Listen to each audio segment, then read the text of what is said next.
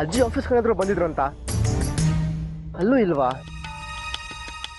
ಮತ್ತು ಅಜ್ಜಿ ಎಲ್ಲಿಗೆ ಹೋಗಿರ್ಬೋದು ನೋಡು. ಅಜ್ಜಿ ಆಫೀಸ್ ಏನಾದರೂ ವಿಸಿಟ್ ಕೊಟ್ಟರೆ ಇಲ್ಲ ಯಾರಿಗಾದ್ರೂ ಕಾಲ್ ಮಾಡಿದ್ರೆ ತಕ್ಷಣ ನನಗೆ ಇನ್ಫಾರ್ಮ್ ಮಾಡು.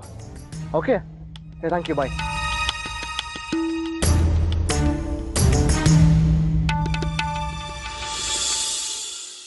ಅಜ್ಜಿ ಆಫೀಸ್ಗೆ ಹೋಗಿಲ್ವಂತ. ದೇವಸ್ಥಾನಕ್ಕೆ ಏನಾದರೂ ಹೋಗಿರ್ಬೋದಾ? ಇಲ್ಲ, ಅಜ್ಜಿ ಭಾನುವಾರ ಮಾತ್ರ ದೇವಸ್ಥಾನಕ್ಕೆ ಹೋಗೋದು. ಯಾವ್ದಾದ್ರು ಫ್ರೆಂಡ್ಸ್ ಮನೆಗೆ? ಇಲ್ಲ ಜಾನು, ಅಜ್ಜಿಗೆ ಮನೆಯೇ ಪ್ರಪಂಚ. ಸ್ನೇಹಿತರು, ಬಂಧುಗಳು ಇಲ್ಲ ನಮ್ಮ ಅಮ್ಮಂದಿರೇ ಅವ್ರಿಗೆ. ಅವ್ರ ಪರಿಚಯವ್ರು ಕೆಲವ್ರು ಇದ್ದಾರೆ, ಅವ್ರನ್ನ ವಿಚಾರಿಸ್ದೆ. ಅಜ್ಜಿ ಅಲ್ಲಿಗೂ ಹೋಗಿಲ್ವಂತೆ.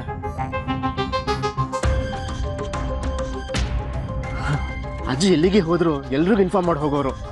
ಆದರೆ ಇವತ್ತು ಮಾತ್ರ ಯಾರನ್ನು ಕೇಳಿದ್ರು ನನಗೆ ಗೊತ್ತಿಲ್ಲ ಅಂತ ಹೇಳ್ತಿದ್ದಾರೆ.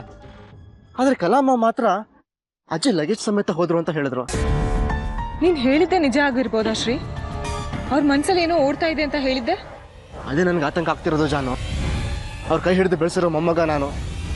ಅವ್ರಲ್ದೆ ಬದುಕೋ ಶಕ್ತಿ ನನಗಿಲ್ಲ, ಅದು ಅವರಿಗೂ ಗೊತ್ತು. ನನಗೊಂದು ಮಾತು ಹೇಳಿದೆ, ಅಜ್ಜಿಗೆ ಮನೆ ಬಿಟ್ಟು ಹೋಗೋದಕ್ಕೆ ಮನ್ಸಾದ್ರೂ ಹೇಗೆ ಬಂತು? ಕೊನೆಗೂ ಅಜ್ಜಿ ನಮ್ಮ ಮದುವೆನ ಅಕ್ಸೆಪ್ಟ್ ಮಾಡಲೇ ಇಲ್ಲ. ನಮ್ಮ ಮದುವೆಯಿಂದ ಅವ್ರಿಗೆ ಎಂಥ ಡಿಸಿಷನ್ ತಗೊಳ್ಳೋಕ್ಕೆ ಕಾರಣ ಆಗುತ್ತೆ ಅಂತ ನನಗೆ ಗೊತ್ತೇ ಇರಲಿಲ್ಲ. ನನಗಾದ್ರೂ ಗೊತ್ತಾಗ್ಬೇಕಿತ್ತು. ನೀನ್ ಸಿಕ್ಕ ಸಂತೋಷದಲ್ಲಿ ಅವ್ರ ನೋವನ್ನು ಅರ್ಥನೇ ಮಾಡ್ಕೊಳ್ಳಿಲ್ಲ ನಾನು. ಎಲ್ಲ ನನ್ನಿಂದಾನೇ ಆಗಿತ್ತು. ನೀನೇ ಹಾಗನ್ಕೋತೀಯಾ? ನಾನು ನಿನ್ನ ಲೈಫಲ್ಲಿ ಬಂದಿದ್ದಕ್ಕೆ ತಾನೇ ಇಷ್ಟೆಲ್ಲ ಅನಾಹುತ ಆಗಿದ್ದು. ಅಜ್ಜಿ ನನ್ನನ್ನು ಅಕ್ಸೆಪ್ಟ್ ಮಾಡ್ಕೊಳ್ಳೋವರೆಗೂ ಕಾಯ್ಬೇಕಿತ್ತು.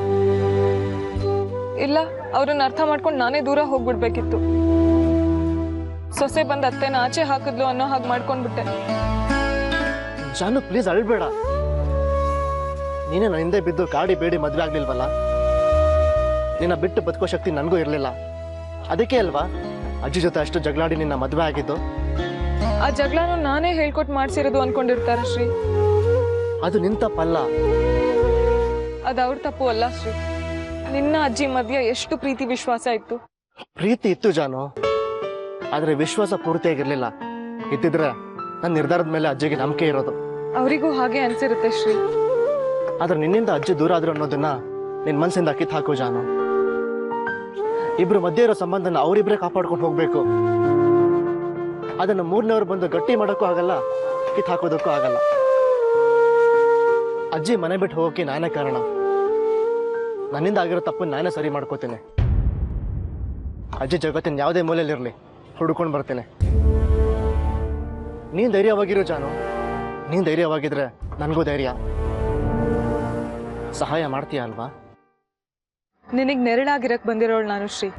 ಸಹಾಯ ಅಂತ ಯಾಕೆ ಹೇಳ್ತೀಯ? ಅಜ್ಜಿನ ಹುಡ್ಕಕ್ ನಾನು ಬರ್ತೀನಿ. ಬೇಡ ಜಾನು, ಅಜ್ಜಿ ಕನ್ವಿನ್ಸ್ ಆಗೋದು ಕಷ್ಟ ಆಗ್ಬೋದು. ಎಷ್ಟೇ ಕಷ್ಟ ಆದ್ರೂ ನಾನು ಅವ್ರ ಹತ್ರ ಮಾತಾಡ್ತೀನಿ ಶ್ರೀ. ಅವ್ರಿಗೆ ಹೇಳ್ತೀನಿ, ನಿಮ್ ಶ್ರೀನ ನಿನ್ನಿಂದ ಕಿತ್ಕೊಳಕ್ ಬಂದಿಲ್ಲ, ಅವನ ಪ್ರೀತಿನ ಹಂಚ್ಕೊಳಕ್ ಬಂದಿದ್ದೀನಿ ಅಂತ.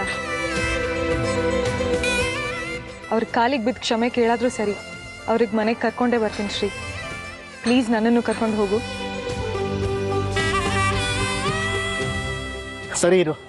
ಅದಕ್ಕೂ ಮುಂಚೆ ದೇವಸ್ಥಾನದ ಅರ್ಚಕರಿಗೆ ಫೋನ್ ಮಾಡಿ ಒಂದ್ಸಲ ವಿಚಾರಿಸ್ತೀನಿ.